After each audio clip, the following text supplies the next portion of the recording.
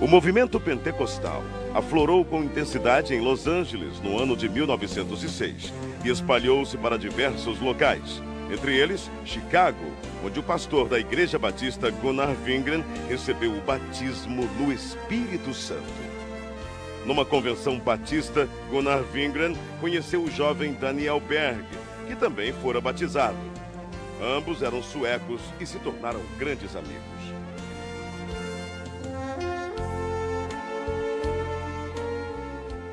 Mais tarde, em South Bend, durante uma reunião de oração, Gunnar Wingren relata aos presentes o que Deus lhes havia revelado. Brothers, the Lord has shown us that we must go to South America, to a place in Brazil called Pará.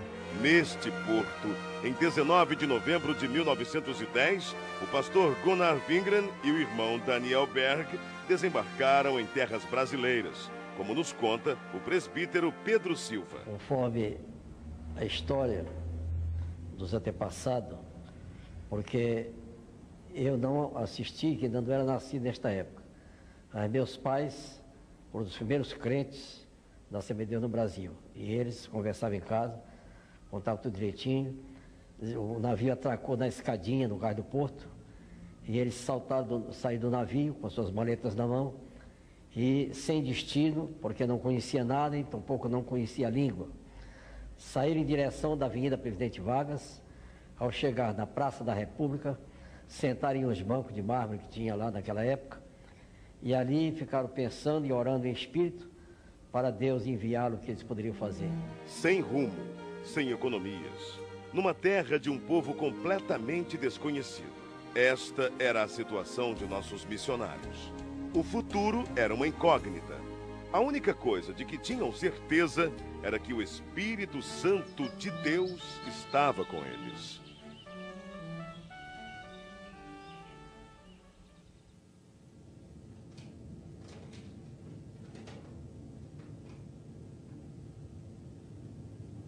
Daniel! Yes, go ahead, speak. The editor of the newspaper is our brother Justice Nelson, a Methodist pastor I knew in North America. Tomorrow, you look for him. He will certainly give us the necessary orientation here in Brazil. Praise the Lord, praise the Lord, Lord. Amen, amen. O pastor metodista Justus Nelson os recebeu muito bem. Disse-lhes a respeito da Igreja Batista de Belém e prometeu levá-los até lá.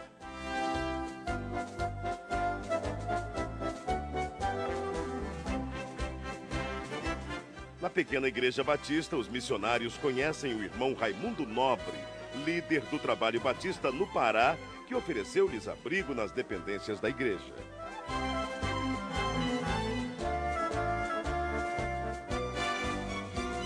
Mais tarde, os missionários foram apresentados ao irmão Adriano Nobre, membro da Igreja Metodista e primo de Raimundo Nobre.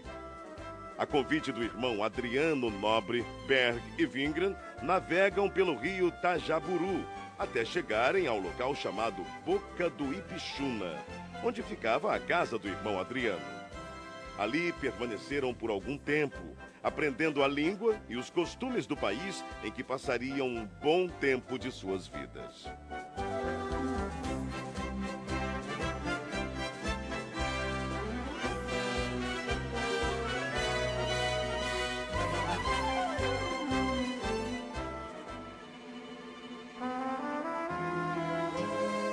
De volta à Igreja Batista, não cessavam de orar dia e noite, avivados pelo Espírito Santo. Isto causou inquietação em alguns membros, que os censuraram e os chamavam de fanáticos. Mesmo assim, os dois não se abalaram e continuaram orando e testificando sobre o batismo no Espírito Santo. Em 2 de junho de 1911, o Senhor batizou a primeira brasileira a crer nas promessas de Atos 2:39. Irmã Celina Albuquerque estava orando em sua casa quando começou a falar em línguas estranhas pelo poder do Espírito. Irmãos, o que tem acontecido aqui, o que tem acontecido conosco, é maravilhoso.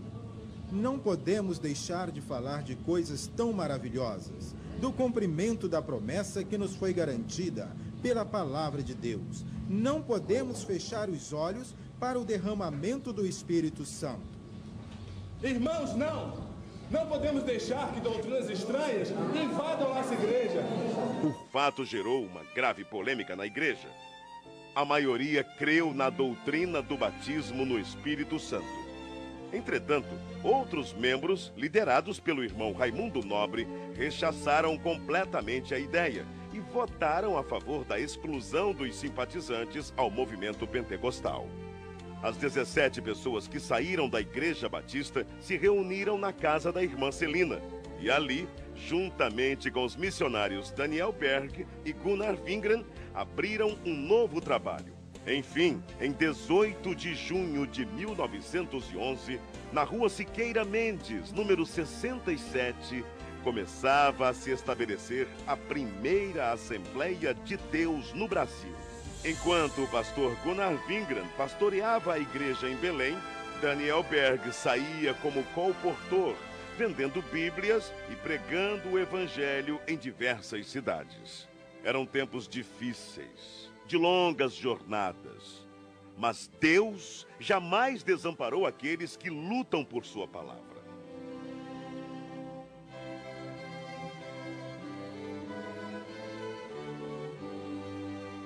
O desafio era muito grande, mas a obra de Deus crescia cada vez mais.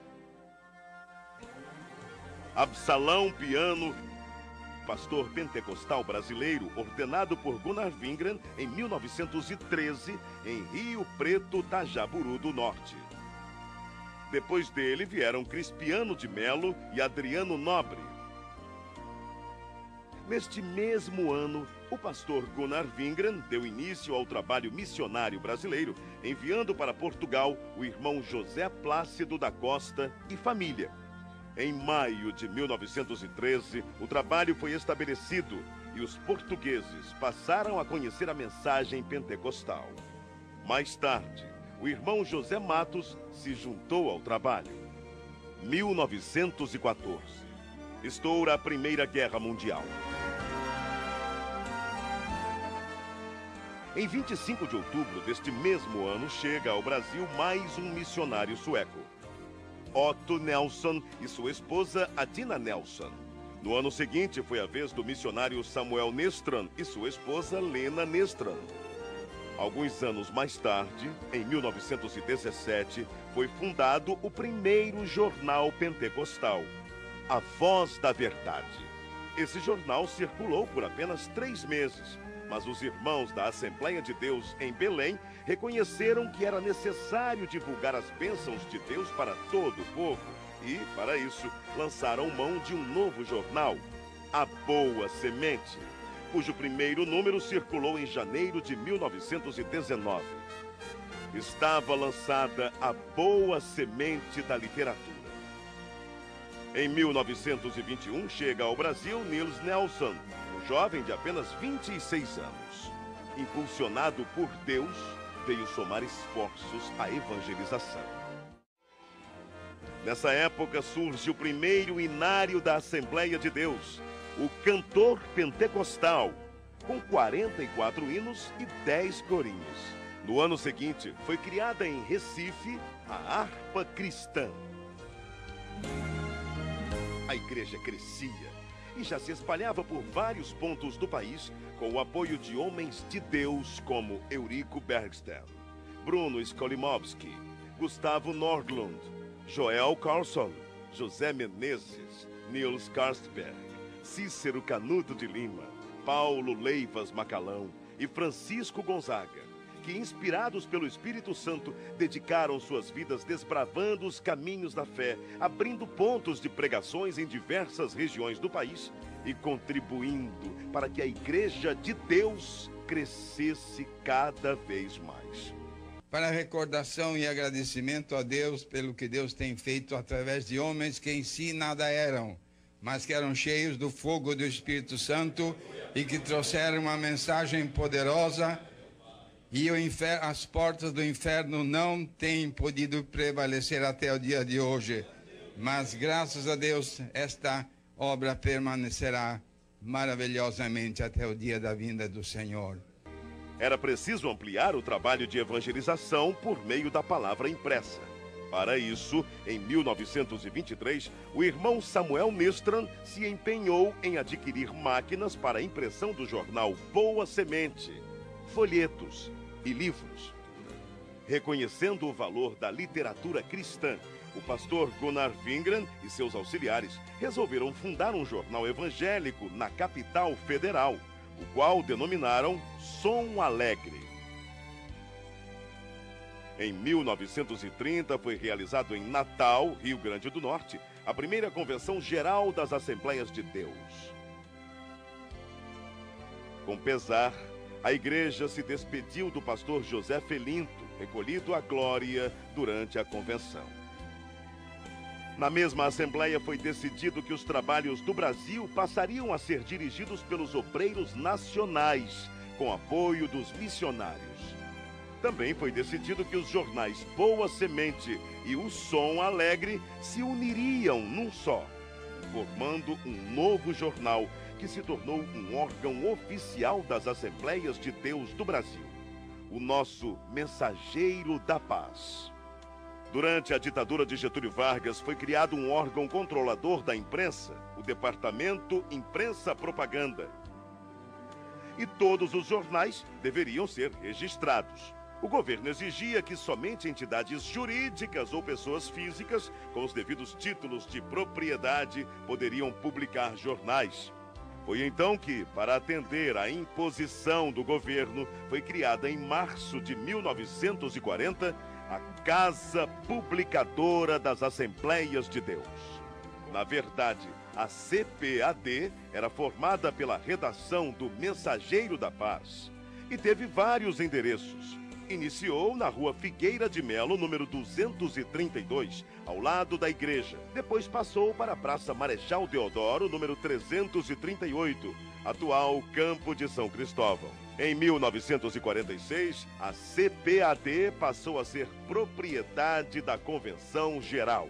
Nessa época, deu-se início a uma campanha para a aquisição de uma propriedade onde funcionaria a gráfica do Mensageiro da Paz, que até então era editada em gráfica particular.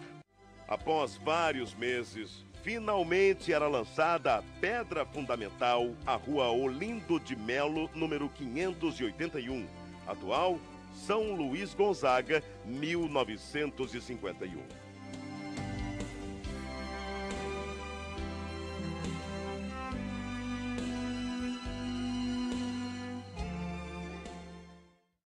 Ide e pregai. É preciso ultrapassar fronteiras e chegar até os confins da terra, anunciando que Jesus Cristo é o Senhor.